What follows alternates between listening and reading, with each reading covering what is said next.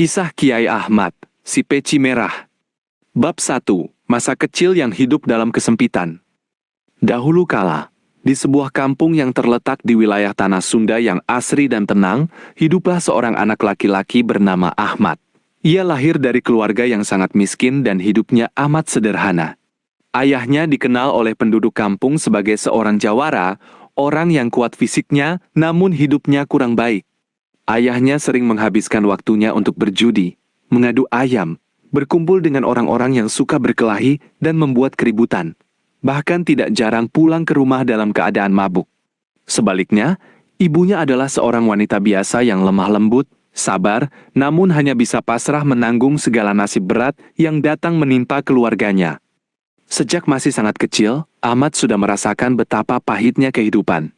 Hampir setiap hari ia jarang sekali makan kenyang. Seringkali, ia hanya mendapat sedikit nasi yang sudah dingin atau bahkan hanya sisa makanan. Pakaian yang dipakainya pun tidak layak untuk dipakai. Hanya berupa celana yang kebesaran dan penuh dengan tambalan kain yang berbeda-beda warnanya. Tidak ada yang memperhatikan pertumbuhannya dengan baik. Tidak ada yang mengasuhnya dengan penuh kasih sayang. Namun, di tengah segala keterbatasan, kesedihan, dan penderitaan itu, di dalam hati kecil Ahmad tumbuh satu tekad yang kuat, bulat, dan tak tergoyahkan. Ia ingin belajar agama dengan sungguh-sungguh, ingin mengenal Allah SWT dengan benar, dan ingin menjadi orang yang baik serta bermanfaat bagi sesama. Bab 2. Langkah pertama menuju pesantren. Ketika Ahmad berusia sekitar 12 tahun, ia berkesempatan bertemu dengan seorang pria baik hati yang bernama Kang Salam. Pria ini memiliki hati yang lembut dan pandangan yang tajam. Ia melihat ketulusan, kecerdasan, serta cahaya kebaikan di mata Ahmad yang polos. Maka Kang Salam mengajak Ahmad untuk masuk ke pesantren agar bisa menuntut ilmu agama dengan benar. Dengan hati berdebar karena haru dan berharap, Ahmad menyampaikan keinginan itu kepada ayahnya. Ayahnya pada akhirnya mengizinkan, tetapi dengan satu syarat yang cukup berat bagi Ahmad. Setiap malam, Ahmad wajib mengirim kerak nasi, yaitu lapisan nasi yang menempel di dasar kuali. Sisa masakan santri untuk dimakan oleh seluruh keluarga di rumah. Tanpa bekal uang sepeser pun, tanpa baju ganti, tanpa perlengkapan yang memadai, Ahmad melangkah pergi meninggalkan rumah menuju pesantren Cahya Hiruk. Di sana ia hidup di antara santri lain yang umumnya lebih beruntung darinya dalam hal pakaian dan bekal. Banyak santri lain yang mengejek penampilannya yang lusuh, kotor, dan miskin. Namun Ahmad menutup telinganya dari setiap kata hinaan dan memusatkan hatinya hanya pada satu hal. Belajar dengan tekun dan beribadah dengan khusyuk. Bab 3. Lahirnya si Peci Merah. Waktu berlalu tanpa terasa. 10 tahun telah berlalu sejak Ahmad pertama kali menginjakan kaki di pesantren. Selama itu Ahmad tetap setia, tekun, dan tidak pernah mengeluh sedikit pun. Gurunya yang bernama Ajengan Mu'alim, seorang ulama yang bijaksana dan berpengalaman, melihat ketekunan serta kesetiaan Ahmad yang luar biasa, jauh berbeda dari santri lainnya. Sebagai tanda penghargaan dan kasih sayang, sang guru menghadiahi Ahmad sebuah peci beludru berwarna hitam. Peci itu sebenarnya sudah bekas dan sedikit kekecilan untuk kepala Ahmad. Namun bagi Ahmad itu adalah pemberian yang paling berharga dan paling ia banggakan seumur hidupnya. Ahmad memakai peci itu setiap hari, kemanapun ia pergi, baik saat belajar, bekerja, maupun beribadah.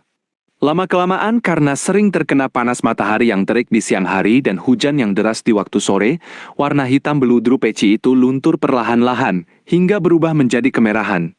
Penduduk kampung yang melihatnya mulai berbisik-bisik satu sama lain dan tidak segan untuk mengejek dengan suara keras. Lihatlah, si anak miskin itu memakai peci merah. Lucu dan aneh sekali penampilannya. Mendengar setiap kata ejekan yang tajam itu, Ahmad tidak pernah marah, tidak pernah membalas dengan kata kasar, dan tidak pernah merasa terpukul. Ia hanya tersenyum tulus dari lubuk hatinya yang paling dalam dan terus berjalan dengan tenang. Peci merah itu akhirnya menjadi tanda khas dirinya dan lambang kerendahan hati yang ia jaga senantiasa. Bab 4. Ujian berat dan kesabaran yang tak tergoyahkan.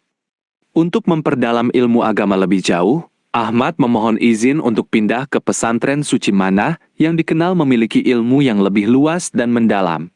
Namun di tempat inilah ujian hidupnya semakin berat dan menuntut kesabaran yang jauh lebih besar. Ia bertemu dengan dua orang yang kerap menindas dan merendahkan dirinya. Yang pertama adalah Meng Karman, seorang jawara kampung yang bertutur kasar, berhati keras, dan suka menekan orang-orang yang lemah.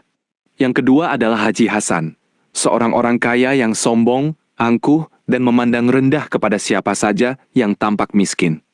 Setiap hari Ahmad diperlakukan dengan tidak adil. Ia sering disuruh menggembala kerbau seharian penuh di bawah terik matahari yang membakar kulit tanpa diberi makanan yang cukup. Kadang ia dipukul tanpa alasan yang jelas, dituduh mencuri barang yang tidak pernah diambilnya, serta dihina habis-habisan karena penampilannya yang kumal dan lusuh.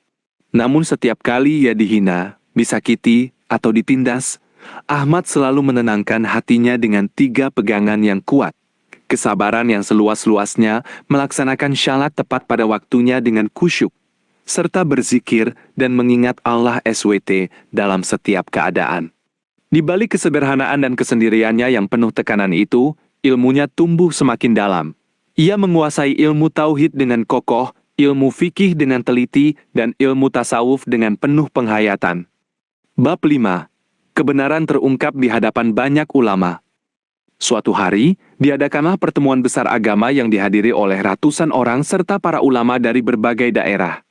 Pada kesempatan itu, seorang kiai besar yang sangat terkenal, terpandang, dan dihormati luas sedang berdiri berkhotbah di atas mimbar. Di tengah khotbahnya yang panjang, tanpa sengaja kiai yang terpandang itu keliru mengutip sebuah dalil dan ayat Al-Qur'an menyebutkan letak dan makna yang berbeda dari yang sebenarnya. Seluruh hadirin mendengarnya dengan seksama, tetapi tidak ada satupun yang berani maju untuk menegur, karena mereka merasa kiai itu terlalu tinggi kedudukannya dan takut dianggap kurang sopan. Namun Ahmad, yang duduk tenang di barisan paling belakang dengan peci merahnya yang sudah lusuh, tidak bisa membiarkan kesalahan itu tetap berdiri tanpa diperbaiki. Dengan hati-hati, penuh sopan santun, dan tanpa rasa takut, ia melangkah maju ke depan dan berkata dengan suara yang jernih namun lembut. Mohon maaf, Bapak Kiai yang kami muliakan.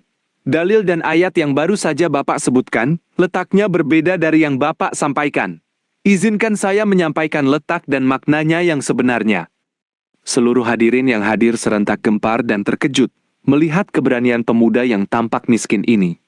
Sang Kiai besar terdiam sejenak, lalu memeriksa kembali dengan teliti dan cermat. Setelah ditelusuri ayat demi ayat, dalil demi dalil, ternyata Ahmad benar sepenuhnya.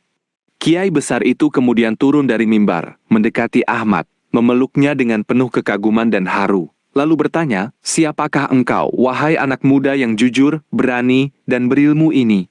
Sejak saat itu pula, nama Kiai Ahmad si peci merah tersebar luas kemana-mana hingga ke pelosok-pelosok kampung. Bab 6. Menikah dengan putri yang mulia. Karena ketakwaan yang nyata, kesabaran yang luar biasa, kejujuran yang terjaga, serta keberaniannya membela kebenaran di hadapan siapapun, nama Kiai Ahmad semakin dihormati oleh masyarakat luas. Banyak orang mulai menyadari bahwa di balik penampilan luar yang sederhana dan lusuh itu tersimpan kemuliaan hati yang luar biasa besar. Tak lama kemudian, Kiai Ahmad dinikahkan dengan seorang gadis bernama Ratna Mintarsih. Wanita yang cantik parasnya, saleha agamanya, cerdas pikirannya, dan bijaksana hatinya. Ia berasal dari keluarga terpandang yang memiliki hati terbuka dan mampu melihat keistimewaan yang tersembunyi pada diri Kiai Ahmad. Meskipun kini sudah dihormati, berkeluarga, dan dikenal banyak orang, Kiai Ahmad tetap hidup sederhana seperti kebiasaan masa mudanya dulu.